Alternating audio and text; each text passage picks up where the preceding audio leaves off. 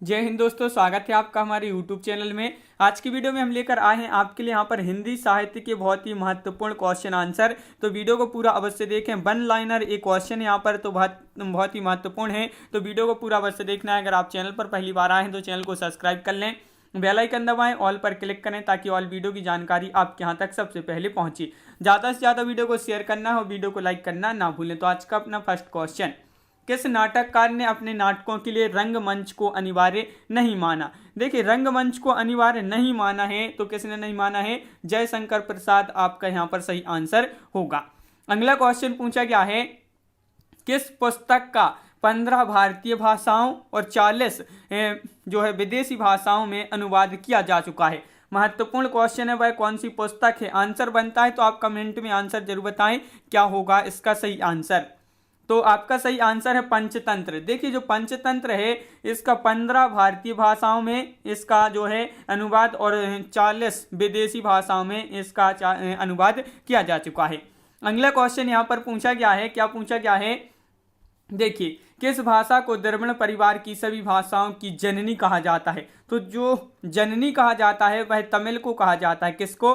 तमिल आपका सही आंसर है। किस भाषा को भारतीय आर्य भाषाओं की जननी, भारतीय आर्य संस्कृति का आधार, देव भाषा आदि नामों से जाना जाता है? तो एक जो है किसको जाना जाता है? तो संस्कृत आपका यहाँ पर सही आंसर है। संस्कृत को जाना जाता है भारतीय आर्य भाषाओं की जननी, भारतीय आर्य संस्कृति का आधार, देव भाषा। किसको? संस्कृत भाषा को जाना जाता है।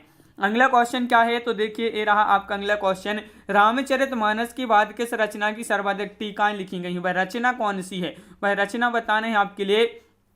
तो यहाँ पर क्वेश्चन नंबर 5 का जो सही आंसर होगा वह क्या होगा? क्वेश्चन नंबर 5 का राइट आंसर ये बताना है। तो आपका सही आंसर है बिहारी सतसई। बिहारी सतसई आपका सही आंसर है। बिहारी सतसई जिन्होंने बताया उनका राइट आंसर है। कुट्टज की रचयिता कौन है?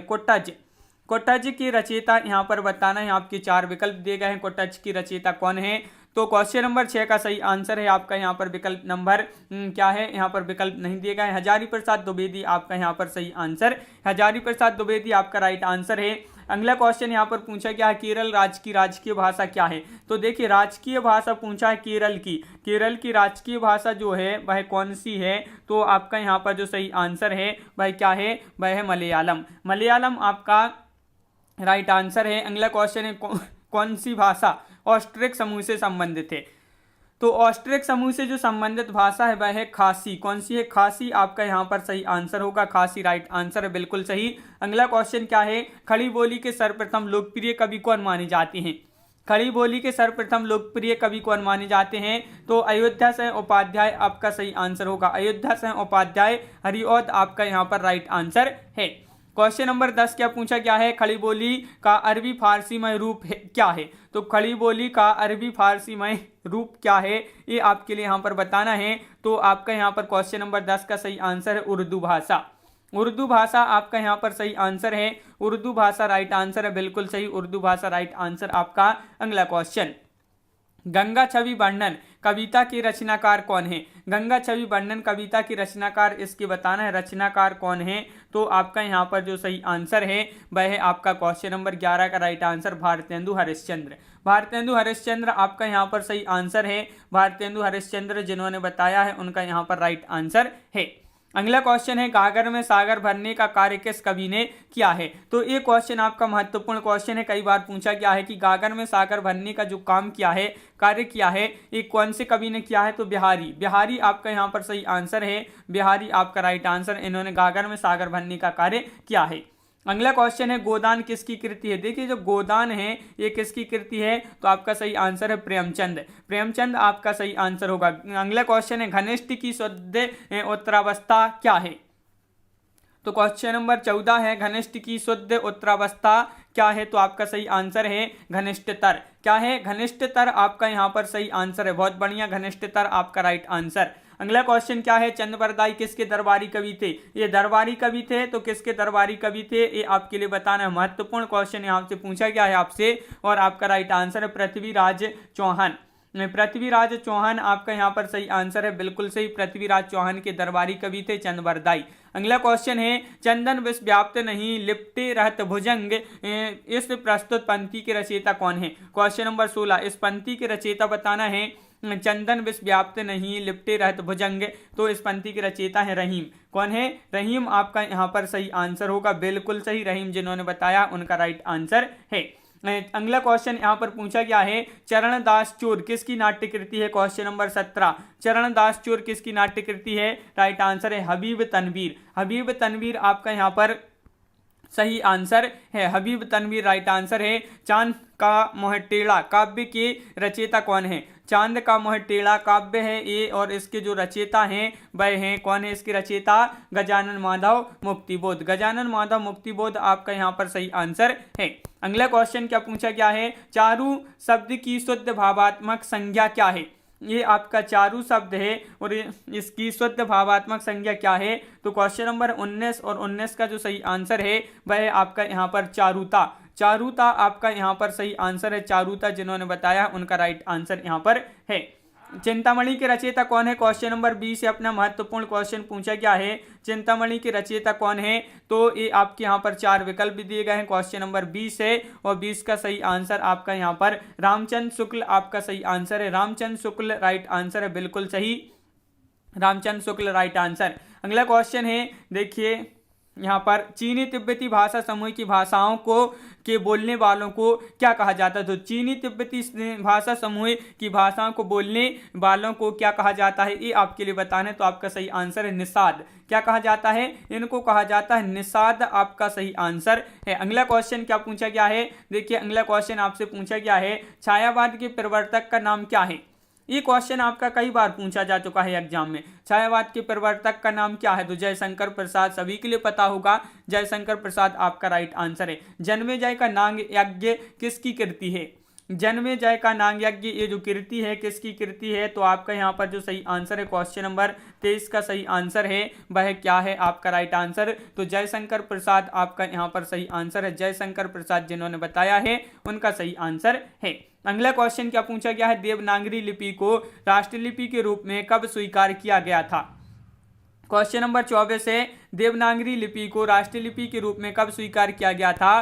तो 24 का सही आंसर है आपका 14 सितंबर 1949 को। 1949 को देवनागरी लिपि को राष्ट्रीय लिपि के रूप में स्वीकार किया गया था। अगला क्वेश्चन है क्वेश्चन नंबर 25, जाकी रही भावना जैसी प्रभु मूरत देखी तिन तैसी, किस ये जो पंक्ति के रचयिता कौन है? महत्वपूर्ण पंक्ति पूछा गया है क्वेश्चन नंबर 25 में, जाकी रही भावना जैसी प्रभु मूरत देखी तिन तैसी। तो ये जो पंक्ति के रचयिता हैं वह हैं तुलसीदास जी। कौन है? तुलसीदास आपका यहाँ पर सही आंसर होगा। जो जन शासन भाषियो सो मई कहियो सारू, सो पालई सई भाऊ करी सो तरी पाहु पारू। इस दोहे के रचयिता रचनाकार के नाम बताना है। तो देवसेन जी इसके रचयिता हैं, इस दोहे के रचनाकार हैं।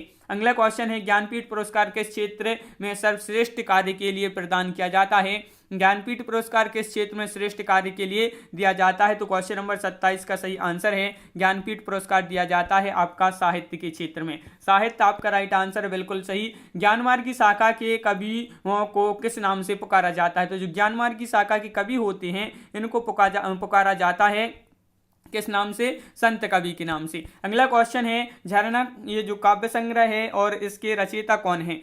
तो झरना काव्य संग्रह है, इसके रचयिता हैं कौन? आपका राइट आंसर है जयशंकर प्रसाद, बिल्कुल सही। अगला क्वेश्चन क्या है, डोगरी भाषा मुख्य रूप से कहाँ बोली जाती है? डोगरी जो भाषा है डोंगरी बोलते हैं, डोंगरी, और यह मुख्य रूप से कहाँ बोली जाती है ये आपके लिए बताना है।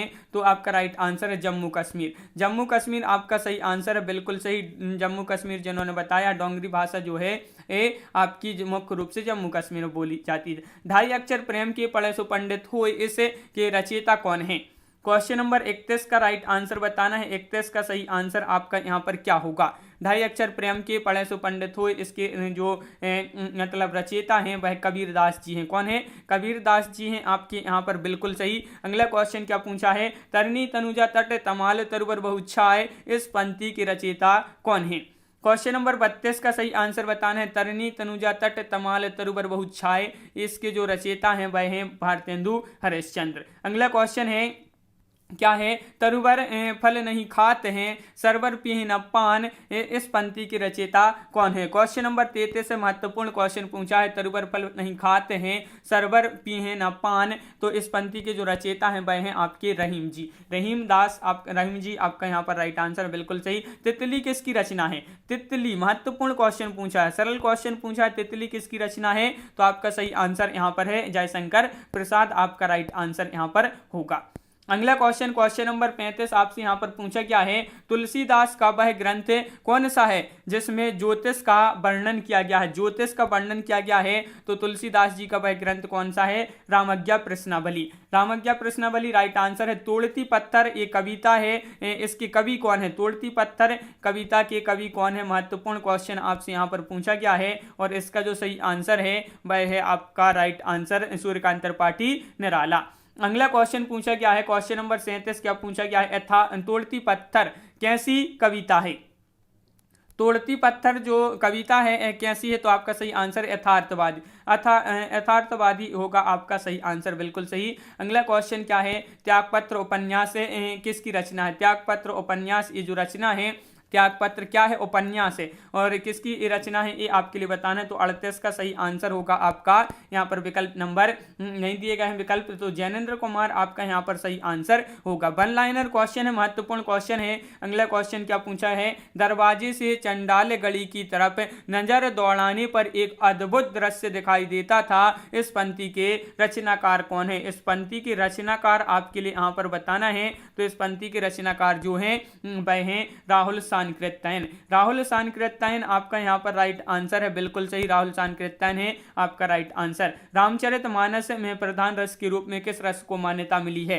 तो जो ये मान्यता मिली है रामचरितमानस में वह किस रस को मिली है, भक्ति रस, भक्ति रस आपका सही आंसर है। अगला क्वेश्चन है क्या पूछा गया है, देखिए दुख ही जीवन की कथा रही, क्या कहूं आज जो नहीं कही, इस पंक्ति के रचयिता का नाम बताइए। क्वेश्चन नंबर है आपका 41, क्या है, दुख ही जीवन की कथा रही, क्या कहूं आज जो नहीं रही, तो आपका यहाँ पर सही आंसर होगा, इसके रचयिता है सूर्यकांत त्रिपाठी निराला। अगला क्वेश्चन क्या पूछा गया है, तो क्वेश्चन नंबर 42 पूछा गया है, यहाँ पर क्या पूछा गया है, देखिए देखन जो पाऊं तो पठाऊं, जमलो का हाथ दूजो न लगाऊं, बर करो एक करको, ये जो पंक्ति है किस कवि द्वारा सृजित ये पंक्ति है, ये आपके लिए बताना है किस कवि द्वारा सृजित है, तो देखन जो पाऊं तो उठाऊं, देखन जो पाऊं तो पठाऊं, जमलो के हाथे न दूजो लगाऊं, बार करो एक कर को, ये पंक्ति किस कवि की है, नाभादास आपका यहाँ पर सही आंसर है। अगला क्वेश्चन है, देवताओं की लिपि किसे कहा जाता है,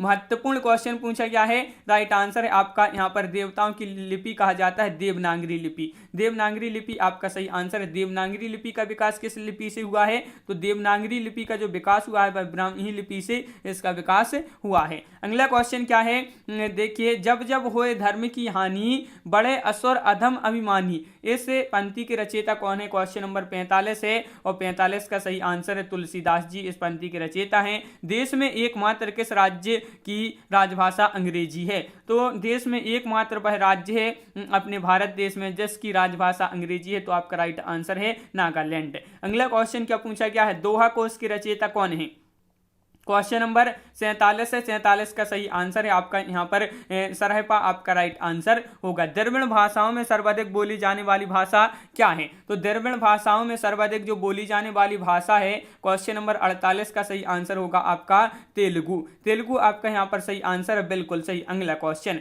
द्विवेद युग का नामकरण किसके नाम पर हुआ है, ये आपके लिए महत्वपूर्ण क्वेश्चन पूछा जा चुका है, कई बार ये जो क्वेश्चन है एग्जाम में पूछा गया है, और आपका सही आंसर है महावीर प्रसाद द्विवेदी। ध्रुव स्वामिनी के रचयिता कौन है, ध्रुव स्वामिनी सबसे पहले आपके लिए याद रखना है नाटक है एक, और इसके जो रचयिता हैं वह हैं कौन है, इसके रचयिता तो आपका राइट आंसर है जयशंकर प्रसाद, जयशंकर प्रसाद आपका सही आंसर है। यहाँ पर अपने बहुत ही महत्वपूर्ण क्वेश्चन है वन लाइनर। तो आज की वीडियो में यहाँ पर अपन ने 50 क्वेश्चन जो है कंप्लीट कर लिए हैं। तो कैसा लगा ये वीडियो आप कमेंट में जरूर बताएं। इसी प्रकार की और वीडियो अगर आप देखना चाहते हैं वन लाइनर क्वेश्चन के तो कमेंट में आंसर जरूर बताएं, लिखें कि इसी प्रकार की और बहुत सारे वीडियो लाएं। तो हम इसी तरह के बहुत सारे वीडियो आपके लिए जरूर लाएंगे। तो वीडियो को लाइक अवश्य कर लें। अगर आप चैनल पर पहली बार आए तो चैनल को सब्सक्राइब कर लें, बेल आइकन दबाएं, ऑल पर क्लिक करें ताकि ऑल वीडियो की जानकारी आपके यहाँ तक पहुंचे। ज़्यादा से ज़्यादा वीडियो को शेयर करें और वीडियो को लाइक करना ना भूलें। तो आज की वीडियो में बस इतना ही। सभी के लिए बहुत बहुत धन्यवाद। जय हिंद।